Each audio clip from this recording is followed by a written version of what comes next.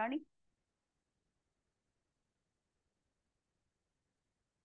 गई इंदिये सुकाये जोगे वेदे कसाय नाणेय संयम दंसन लेसा भविया सम्मत सन्नी आहारे गुणजीवा पज्यती पाणा सन्नाय मग्गणा ओय उव ओगो विय कमसो विसम तुपरुवणा भणिया झाणाविय पज्जाविय जाय कुलकोडी संजुआ सव्वे गहनादियेण भणिया कमेण 24 ठाणानी. अंतिम शासन नायक 1008 भगवान महावीर स्वामी की जय. द्वादशांग श्रुतदेवी की जय. स्वाध्याय कक्ष संपेपर्यंत आपल्या सर्वांना चतुर्विध आहाराचा त्याग असणार आहे. 24 ठाण चर्चा आपण बघतो आहे आणि अशुद्ध जीवाची प्ररूपणा आम्ही बघतो आहे. कोणती गती त्यांची असणार आहे. 24 प्रकारच्या अन्वेषण करून अशुद्ध जीव कुठे कुठे स्टँड होतो हे आम्ही बघतो आहे. आणि काल आमचा स्त्रीवेद झालेला होता आणि एका प्रश्नापाशी आम्ही अनुत्तरित राहिलो होतो. प्रश्न होता 14 ध्यान आणि 8 योग याचं कॉम्बिनेशन कसं लावायचं. उत्तर कुणाला सापडलेलं आहे.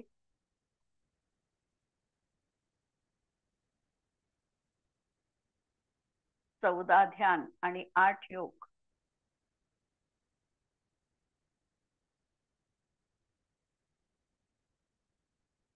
हॅलो. 4 मनोयोग आणि 4 वचन योगात 14 ध्यान असतात. हा, 4 मनोयोगात आणि 4 वचन योगामध्ये 14 ध्यान संभवू शकतात. याचं कारण असं आहे. याचं कारण सांगताना 12व्या गुणस्थानापर्यंत 14 ध्यान असू शकतात. 13व्यात तो गेला की त्याला 3रं ध्यान वाढणार आहे आणि 14व्यात अंतिम ध्यान त्याला असणार आहे. म्हणजे 2 ध्यान ही 13 आणि 14व्या गुणस्थानात आहे.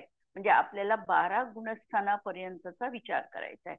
आणि 12व्या गुणस्थानामध्ये तो जीव आहे तो क्षीण कषाय गुणस्थान वरती जीव आहे 12व्या गुणस्थानात. आणि तोपर्यंत त्यांचं ज्ञान जे आहे हे क्षायोपक्षमिक ज्ञान आहे. क्षायोपक्षमिक ज्ञान असल्यामुळे त्यांना सत्य मनोयोग जसा आहे तसा असत्य मनोयोग पण आहे. अनुभय आहे तसा उभय पण असणार आहे. आणि 4 मनाचे अशा रीतीने, कारण क्षायोपक्षमिक ज्ञानाची विशेषता ही आहे की त्या ठिकाणी उभय असत्य हे मनोयोग असतातच असतात. आणि तशाच प्रकारे त्यांना ते वचन योग देखील असतात. सत्य वचन योग जसा आहे तसा असत्य वचन योग जरी त्यांना असतो. जरी ते खोटं बोलत नाही, बुद्धिपूर्वक त्यांना सगळ्याचा त्याग आहे, पण तरी देखील क्षायोपक्षमिक ज्ञान असल्यामुळे त्या ठिकाणी असत्य वचन योग आणि उभय वचन योग मांडल्या गेलेला आहे. आणि म्हणून अशा याच्यामध्ये त्यांना 4 मनाच्या आणि 4 वचनाच्या 8 योगाच्या माध्यमातून 14 प्रकारची ध्यानं संभवू शकतात. हे एक. आणि जर आपण काढलं की आता औदारिक वाल्याला किती होतील, तर औदारिक वाल्याला तर सगळी ध्यानं असू शकतात औदारिक काय योग वाल्याला, म्हणून ते आपल्याला तिथे काढता येत नाही. वैक्रियक मिश्रवाला 10 ध्यानाच्या वर जाऊ शकत नाही. नंतर आहारक वाला त्या ठिकाणी त्याला सामायिक आणि छेदोपस्थापनात राहते, त्याला परिहार विशुद्धी पण राहत नाही. अशा रीतीने. आणि कार्माण काय योगात परत आपण पाहिलं तर तशी 9 ध्यानं आणि 13व्या गुणस्थानाच्या अपेक्षेने 10 ध्यानं असू शकतात. म्हणून हा योग या ठिकाणी 4 मनोयोगात आणि 4 वचन योगामध्येच घटित होऊ शकतो. क्लिअर. आता आपण काल स्त्रीवेद बघतो होतो आणि स्त्रीवेदामध्ये या ठिकाणी अभिप्रायांचा द्रव्यानी ती पुरुषवेदी आहे. जेव्हा 9वं गुणस्थान म्हणतात आहे किंवा क्षायिक सम्यक्ताची प्राप्ती झालेली आहे हे म्हणतात आहे, तेव्हा द्रव्यानी पुरुषवेदी पण भावानी स्त्रीवेदी अशी व्यक्ती आम्हाला इथे अभिप्रेत आहे. किंवा सामान्य जर आम्ही पाहिलं तर सगळ्या अभिप्रेत आहे, पण जेव्हा 9वं गुणस्थान वगैरे आम्ही बघू तेव्हा तर द्रव्यानी पुरुषवेदी आणि भावानी स्त्रीवेदी अशी व्यक्ती आम्हाला पाहावी लागते. सरसकट एकच आपल्याला गणित इथे लावता येत नाही की द्रव्यानी पण स्त्रीवेदी आहे, भावानी पण स्त्रीवेदी आहे, तर अशी व्यक्ती 9व्या गुणस्थानापर्यंत जाऊ शकणार नाही. तिचं अपरिहार्यपणे 5च गुणस्थान होतील. नंतर तिला क्षयिक सम्यक दर्शनाची प्राप्ती संभवनीय नाही. अशा प्रकारे यामध्ये काही आपल्याला कमी लावावे लागतात. म्हणून इथे जे प्रकरण घेतलेलं आहे हे स्त्रीवेदाचं प्रकरण, आणि जे आपण कोष्टक लावलेलं आहे हे कोष्टक लावताना सामान्य पण विचार केला, आणि द्रव्यानी जी पुरुषवेदी आहे आणि भावानी जी स्त्रीवेदी आहे अशा जीवांचा पण विचार करून या ठिकाणी समान रूपाने 9 गुणस्थानापर्यंतची गुणस्थानं लावलेली आहे. अन्यथा ही गुणस्थानं घटित होऊ शकत नाही.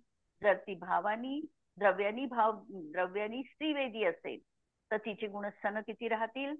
5 पर्यंत तिची गुणस्थानं राहू शकतात. त्या जीवाला क्षयिक सम्यक दर्शनाची देखील प्राप्ती संभवनीय नाही. अशा प्रकारे याच्यामध्ये काही कमी अधिकता आपल्याला बघाव्या लागतात.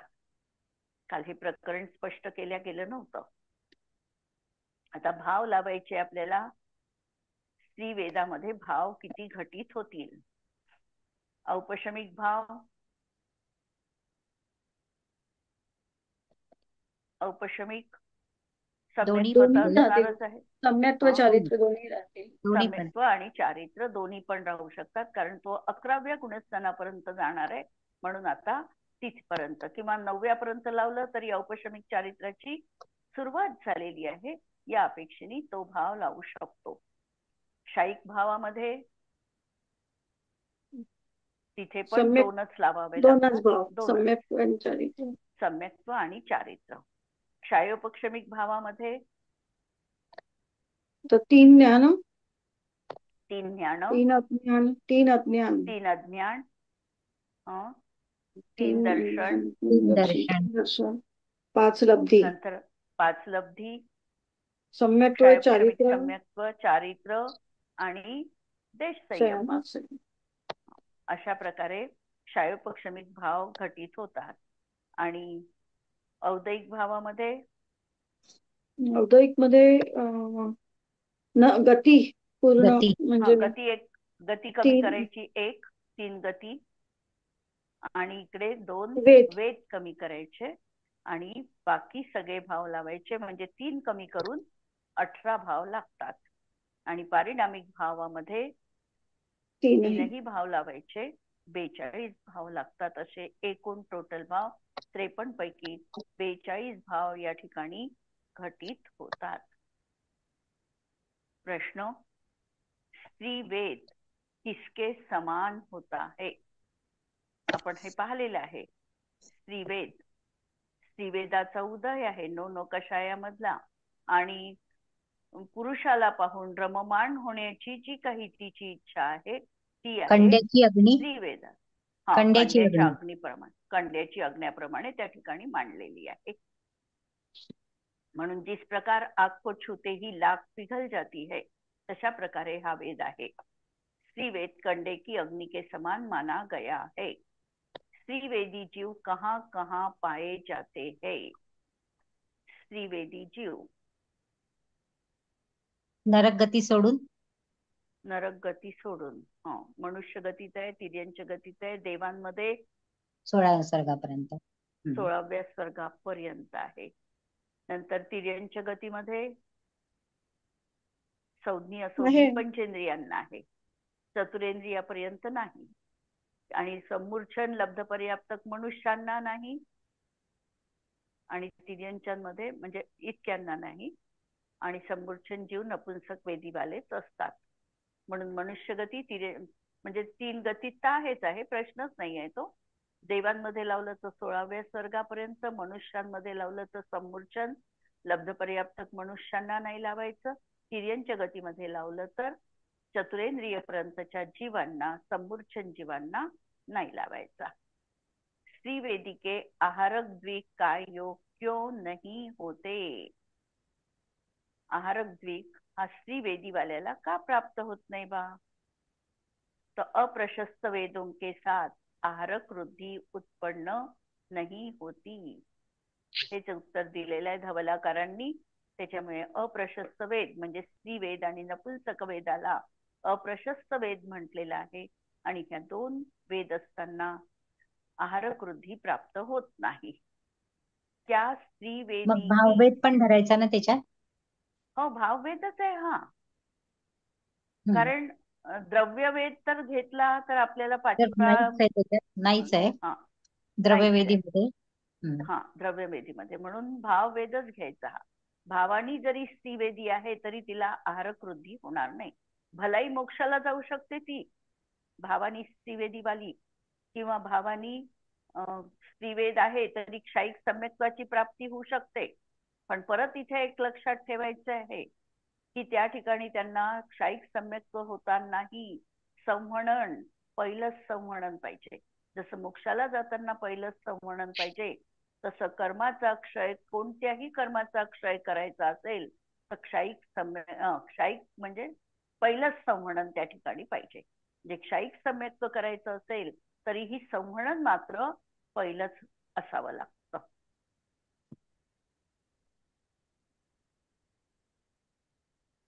क्या स्त्री वेदी की निवृत्त अपर्याप्तक अवस्था में भी अवधि दर्शन हो सकता है. स्त्री वेदी आहे म्हणजे जन्म घेणार आहे आता ती स्त्री रूपाणी, तर निवृत्त अपर्याप्तक अवस्थेत तिला अवधी दर्शन राहू शकेल का? नाही, स्त्री नाही वेदी राहणार, नाही उत्पन्नच राहणार. होणार नाही ना. सम्यक दृष्टी असेल तर ती भूवेदच स्त्रीचा आहे. हम्म. हा, सम्यक दर्शन हम्म. असेल तर पुरुष वेदीच राहणार आहे. आणि जर स्त्री पर्याय तिला मिळते आहे याचा अर्थ तिचा जन्म मिथ्यात्व सहित होतो आहे किंवा सासादन मध्ये होतो आहे. आणि म्हणून त्या जीवाला निवृत्त अपर्याप्तक अवस्थेत जरी नरकात जाणार असेल किंवा देव पर्याय धारण करणार असेल तरीही त्या ठिकाणी सम्यक दर्शनाची प्राप्ती त्या निवृत्त अपर्याप्तक अवस्थेत असणार नाही. नहीं, क्योंकि सम्यक दृष्टि जीव स्त्री वेदी में उत्पन्न नहीं होता. अवधि दर्शन सम्यक दृष्टि तथा सम्यक मिथ्या दृष्टि के होता है. अवधि दर्शन तिसऱ्याही गुणस्थानात अवधि दर्शन सांगितलेलं आहे, म्हणून अवधि दर्शन तिसऱ्या किंवा चौथ्या गुणस्थानात आहे. आणि तीसरे गुणस्थान वाले का मरण नहीं होता, इसीलिए स्त्री वेदी के निवृत्त अपर्याप्तक अवस्था में अवधि दर्शन नहीं हो सकता. इसी प्रकार नपुंसक वेद में भी जानना चाहिए. नरक की अपेक्षा नपुंसक वेद की निवृत्त अपर्याप्तक अवस्था में भी अवधि दर्शन नहीं होता. अवधि दर्शनही होत नाही आणि त्यांना अवधि ज्ञानाची देखील निवृत्त अपर्याप्तक अवस्थेत प्राप्ती होत नाही. स्त्रीवेद वाले के कौन कौन से संयम नहीं हो सकते. स्त्रीवेद असताना कोणते कोणते संयम असणार नाही. परिहार विशुद्धी, परिहार विशुद्धी आणि सूक्ष्म पुढचे संप्रदाय. पण, कारण हा. अपगत आणि मग वेदिकाला आहे. अपगत वेदीला मग यथाखात आणि हा, सूक्ष्म सूक्ष्म सांप्रदाय सांप्रदाय हे आणि दोन्ही. यथाख्यात दोन्ही. परिहार विशुद्धीचं अपगत वेदी नसताना आहे तेव्हा पण त्यांना हो. ते हे चारित्र्य राहू शकत नाही. परिहार विशुद्धी चारित्र्य किंवा संयम राहू शकत नाही. आणि सूक्ष्म संप्रदाय हे अपगत वेदीवाल्यांना आहे, म्हणून त्या ठिकाणी दोनही ते संयम राहणार नाही. कारण परिहार विशुद्धि संयम पुरुष वेद वाले के ही होता है और सूक्ष्म संप्रदाय तथा यथाख्यात संयम अवेदी जीवों के होता है. इसीलिए स्त्री वेद में ये तीनों संयम नहीं होते. इसी प्रकार नपुंसक वेद में भी ये संयम नहीं हो सकते. स्त्री वेदी के निवृत्त अपर्याप्तक अवस्था में कितने सम्यक्त्व हो सकते हैं. जन्म घेणार आहे आता स्त्री पर्यायी आणि निवृत्त अपर्याप्तक अवस्थेत तर सम्यक्त्व किती राहील. मिथ्यात्व. मिथ्यात्व आणि सासादन. सासादन. मिथ्यात्व आणि सासादन. कारण सासादन वाला तर एकेंद्रिय पर्याय पण धारण करू शकतो ना, नपुंसक पण होऊ शकतो तो. त्याच्यामुळे सासादन मधला राहू शकतो. स्त्री वेदी के निवृत्त अपर्याप्तक अवस्था में दो सम्यक्त्व होते हैं, एक मिथ्यात्व आणि सासादन. पर्याप्त अवस्था में सभी सम्यक्त्व हो सकते हैं, क्योंकि भाव स्त्रीवेदी मोक्ष जा सकते हैं। स्त्रीवेदियों के कौन कौन सी संज्ञाओं का अभाव हो सकता है?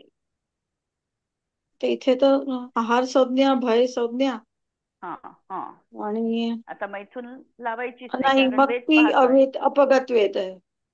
हा म्हणून दोन बरे. संज्ञा यांचा अभाव होऊ शकतो, आहार संज्ञा आणि भय संज्ञा। 7वें गुणस्थान में आहार संज्ञा का और 8वें गुणस्थान के आगे भय संज्ञा का अभाव है।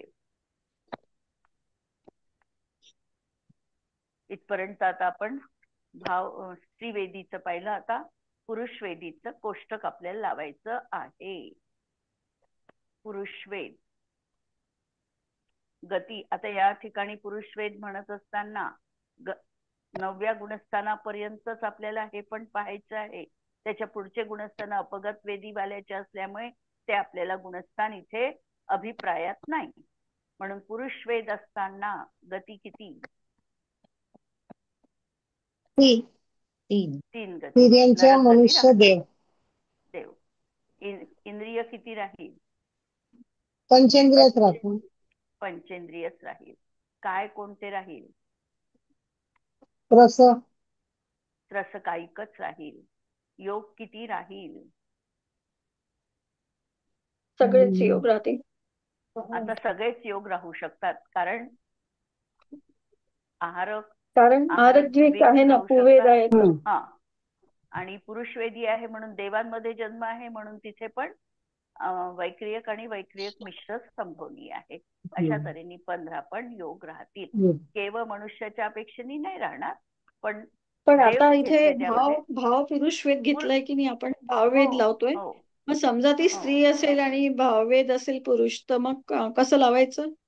हे पहा, आहार द्रव्यानी द्विकला तर जर शक्यच नाही, नाही ना, द्रव्यवेद नाहीच आहे ना। पाहिजे. हा, मग ज्यांचा भाववेद पुरुषवेद आहे त्यालाच आहारक वृद्धी प्राप्त होणार आहे। नाही, द्रव्यानी द्रव्यवेद पण तू पुरुष. हा, द्रव्यवेद तर पुरुष पाहिजे ना, मुनी बनणार म्हणजे पुरुषवेदीच पाहिजे। द्रव्यानी तर पुरुषवेदीच आहे, आणि भावानी पण जो पुरुषवेदी असेल त्यालाच आहारक द्विकची प्राप्ती होऊ शकते। म्हणून 15च्या 15 पण योग आहे। वेद कोणता? पुरुष। स्वकीय पुरुषवेद कशाय किती? ती आणि नपुंसक काढले की 23 कशा आहे? 23 कशाय राहतील, 16 आणि 7। आता हे पहा, प्रत्येक वेळेला आपण अपेक्षा लावत नाहीये, परंतु आता यामध्ये पुरुष वेदापर्यंत तो 9व्या गुणस्थानापर्यंत जाऊ शकतो। त्या अपेक्षेने आपल्याला परत कषायांमध्ये कमी अधिकता करावी लागते, पण आपण प्रत्येक वेळेला ही काही अपेक्षा जोडत नाहीये। दुसऱ्या गुणस्थानात असेल तर त्याला 23 कषाय राहतील, तिसऱ्यामध्ये गेल्यानंतर त्याची अनंतानुबंधी राहणार नाही, अशी अपेक्षा आपल्याला प्रत्येक वेळेला लावता येते, किंवा मनात विचार पण आपल्याला तसा करता येऊ शकतो। 9 गुणस्थानापर्यंत पुरुष वेदामध्ये हे आपल्याला सगळं बघता येतं। ज्ञान आता पुरुषवेदी असल्यामुळे मनापर्यंत ज्ञान तर होईल, म्हणजे 7। हो, मनपर्यज्ञान राहू शकते, म्हणून 7। 4 आणि 3 7। संयम इथे आता वरचे 2 संयम सोडले, सूक्ष्म सांप्रदाय आणि यथाख्यात सोडून बाकी 5 संयम आहेत। परिहार विशुद्धी बाकीचे पण 5 राहील. संयम राहतील। परिहार विशुद्धी पण इथे राहील। दर्शन 3 चक्षु अचक्षु आणि अवधी दर्शन। अवधी लेशा काही राहील, साही राहील। भव्य दोन्ही असू शकतात, दोन्ही आहे। सम्यक्त्व सगळेच हे पण सही सगळे सगळे सम्यक्त्व आहे। सैनी दोन्ही प्रकारचे दोन्ही आहे। आहारक आहारक अनाहारक दोन्ही आहे। गुणस्थान 9 पर्यंत, 9वेद भागात पर्यंत पहिल्यापासून 9 पर्यंत। जीव समास पंचेंद्रिय पंचेंद्रियांची इथे असौज्ञी संज्ञी लावला आणि तर असौज्ञी असौज्ञी, संज्ञी आणि असौज्ञी पंचेंद्रिय। नाही पर्याय संज्ञेमध्ये दोन्ही लावले की नाही, संज्ञे असंज्ञे? नाही, हे स्वतंत्र आहे ना जीव समास दोन. संज्ञी नाही नाही, पंचेंद्रिय जीव आणि समास मध्ये असंज्ञी नाही. संज्ञे जी मार्गण आहे त्याच्यामध्ये संज्ञे आणि असंज्ञे असे दोन्ही लावले. तर हो हो. असंज्ञ कशाच्या अपेक्षेने लावला? असंज्ञीपणा म्हणजे पुरुष वेद आहे, जो असंज्ञी पंचेंद्रिय आहे तो. मन रहितही तिर्यंचांमध्ये असंज्ञी पंचेंद्रिय आहे ना तिर्यंचांमध्ये. तिर्यंचांच्या तिर्यंचांमध्ये अपेक्षेने. हा तिर्यंचांच्या अपेक्षेने. कारण बरेच जीव असे आहे पंचेंद्रिय आहे पण मन रहित आहे. हम्म, पंचेंद्रिय पण आहे हम्म, पण मन रहित आहे. हम्म, ते असंज्ञी लावावे लागतील ना. हम्म. हम्म?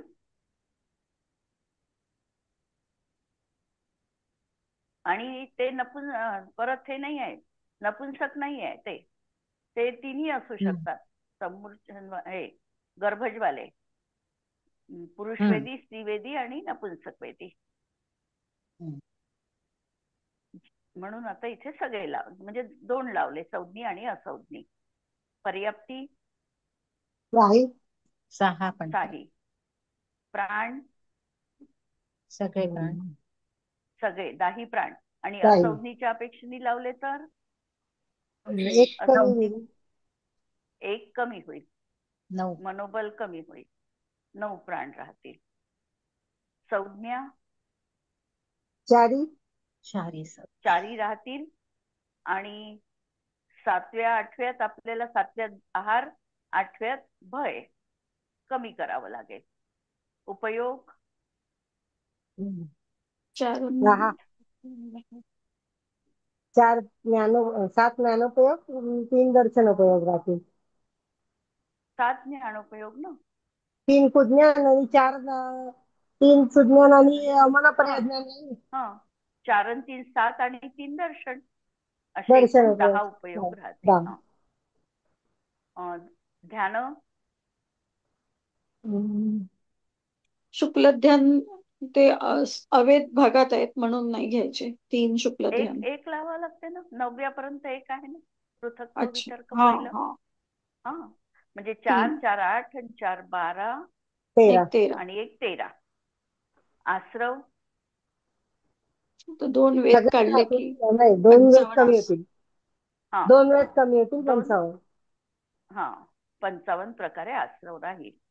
जाती तर मनुष्याच्या 14, तिर्यंचांच्या 4 आणि देवाच्या 4. 4 अशा 22 लाख.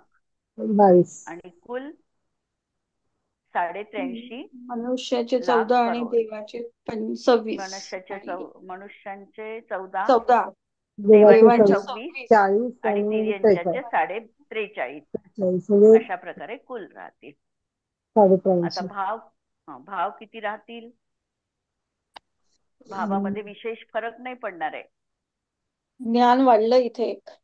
हा बस एक ज्ञान वाढलं, बाकी भाव सेम राहतील. कारण 9व्या गुणस्थानापर्यंत आपण लावतोय म्हणून भाव सेम राहतील.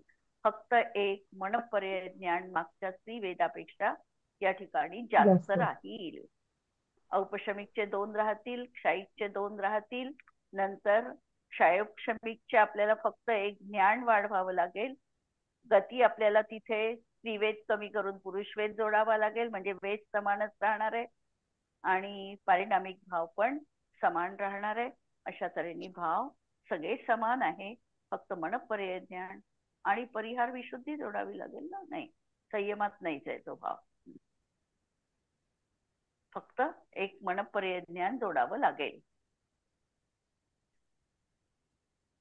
पुरुष वेद के जीव की स्थिति कैसी होती है?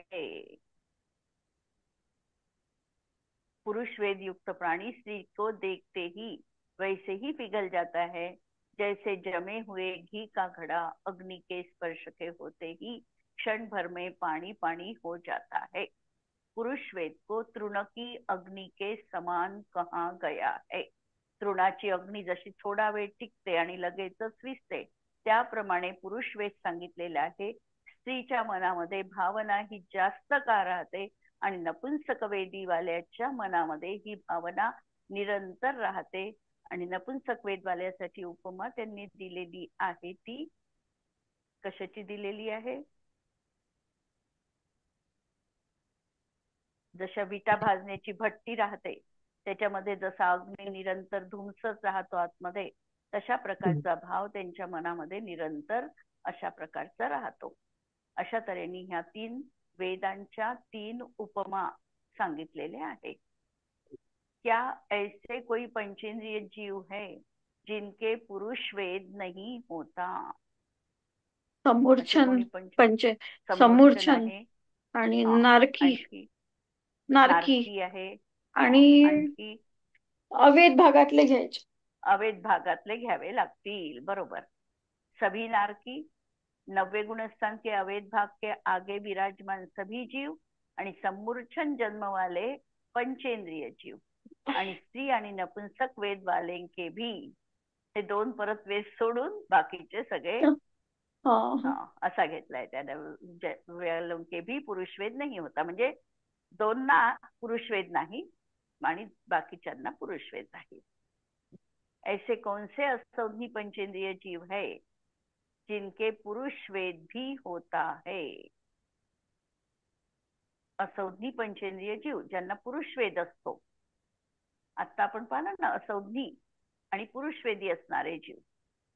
जो जीव गर्भ से उत्पन्न हुए है फिर भी मन रहित है, उन तोता मैना आदि तिर्यंच गति के पंचेंद्रिय जीवों के पुरुष वेद हो सकता है, अर्थात उनके 3 वेद होते हैं. जे गर्भज पंचेंद्रिय आहे तिर्यंच, त्यांना 3ही वेद त्या ठिकाणी असू शकतात आणि सम्मूर्छन पंचेंद्रियांना 1 नपुंसक वेद असतो. पुरुष वेदी के कौन कौन से संयम नहीं हो सकते? सगळेच नाही, 2 ते अवेद भागातले वरचे काढायचे ना. हा, सूक्ष्म सांप्रदाय आणि यथार्थ आणि यथाख्यात 2 संयम त्यांना अवेद भागात आहे म्हणून लावायचे नाही. पुरुष वेद तो भगवान के भी दिखता है, तो उनके चारों शुक्ल ध्यान क्यों नहीं कहे?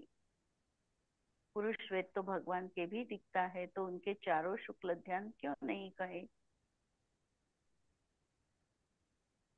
मग आता ते पुरुषवेदी आहे का तिथे, हा प्रश्न आहे पहिल्यांदा. त्यांना शुक्ल ध्यान 4 का नाही सांगितले, एकच का सांगितलं बा त्या ठिकाणी शुक्ल ध्यानाचा प्रकार? सगळेच सांगायला पाहिजे होते, अशा प्रकारचा हा प्रश्न आहे. उत्तर, कारण 9व्या गुणस्थानापर्यंतच फक्त राहील हा, म्हणून. 9व्या गुणस्थानापर्यंत आहे म्हणून. यद्यपि द्रव्य पुरुष वेद भगवान के भी दिखता है, लेकिन उनके भाव वेद नहीं होता, क्योंकि भाव वेद के कारण मोहनीय कर्म का उदय कहाँ है?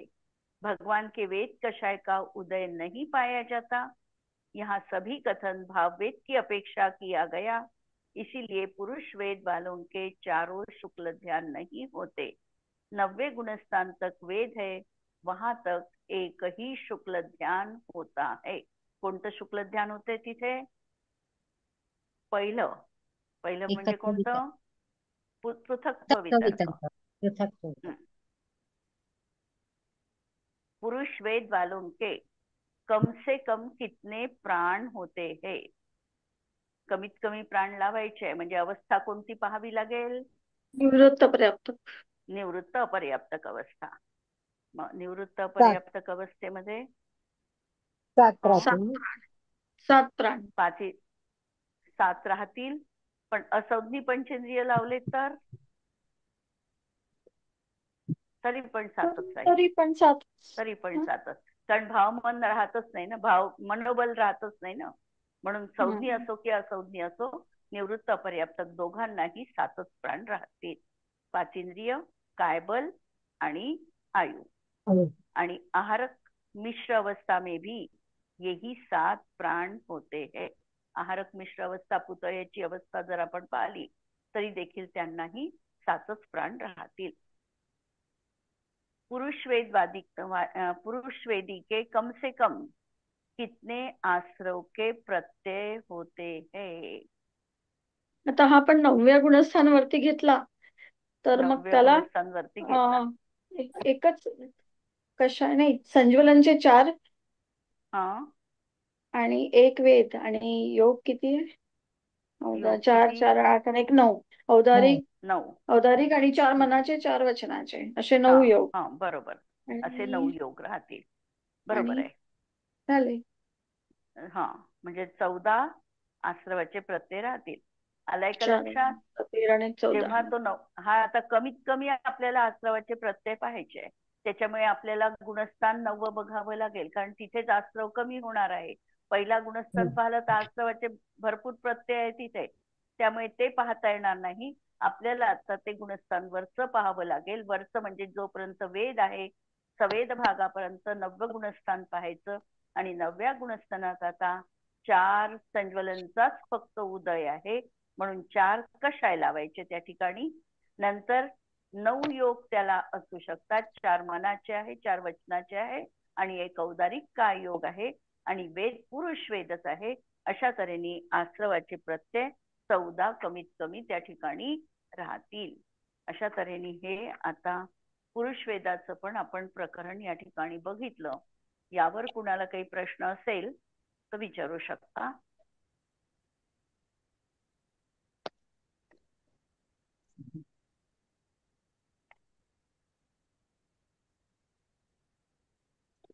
काल आपण नपुंसक पाहिलं होतं ते वाल्याचं 14 ध्यान आणि 8 योग.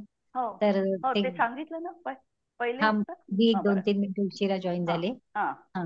तर ते असं लागतं त्या ठिकाणी 14 ध्यान आणि 8 योग. तर आपल्याला ते 4 मनोयोगाचे आणि 4 वचन योगाचे असे 8 योग घ्यावे लागतात त्या ठिकाणी. कारण हे गुणस्थान आपल्याला 14 ध्यानवालं जे पाहायचं आहे, तो 12व्या गुणस्थानापर्यंत ते ध्यान आहे. कारण तिथेच 12व्यामध्ये दुसरं शुक्ल ध्यान होणार आहे, एकत्व वितर्क. आधीचे आपल्याला हे 4 आणि 4 8 आणि 4 धर्म ध्यानाचे 12 आणि 2 शुक्ल ध्यानाचे असे नाही, हे गुणस्थान आपल्याला 12व्या गुणस्थानापर्यंत सापडू शकतात. हे हे 12व्या स्वतंत्र गुणस्थानापर्यंत स्वतंत्र घ्यायचे योग. एका कोणते? स्वतंत्र योग, हे 8 योग जे घेतले ना, ते हा, स्वतंत्र घेऊन त्याला 14 ध्यान आहेत, असं आहे ते. हो ना. हा, स्वतंत्रही घेतलं तरी लागते आणि तरीच संयुक्तही घेतलं तरी लागते. कारण 4 संयुक्त 8 मनाचे योगच तिथपर्यंत नाही. 8 योग 8 आहे ना. नाही, 8 तसे योगामध्ये कोणतेही लागते. जीवाला 8 योग नाहीच आहे ना. नाही ना. 7 आहे. हा, नाही, तर वचनाचं आता समजा आता सत्य, आता जसा 12व्या गुणस्थानात पहिल्यांदा आपण बघितलं सत्य मनोयोग आहे, तसा 12व्या गुणस्थानापर्यंत असत्य मनोयोग पण आहे. जसा अनुभय वचन योग त्या ठिकाणी असणार आहे, तसा उभय पण राहणार आहे.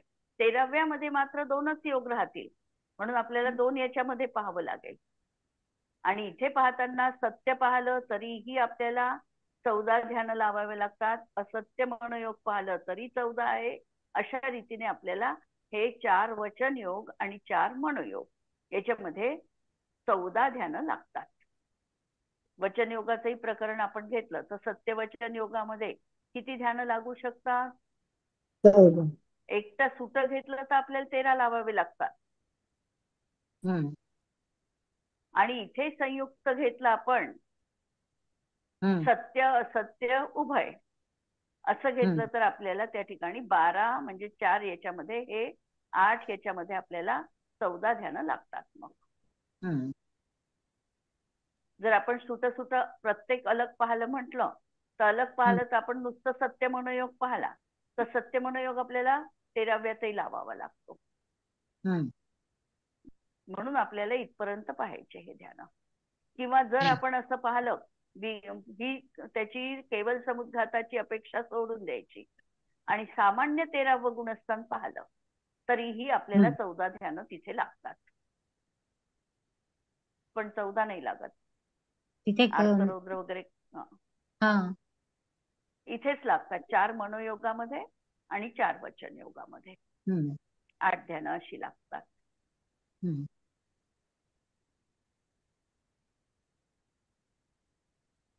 दर्शना काय म्हणते तू आता? काय म्हटलं? नाही, ते बरोबर आहे. स्वतंत्र म्हणजे 2-2ची जोडी जशी पुस्तकात घेतली आहे ना, तशी हा, घ्यायची.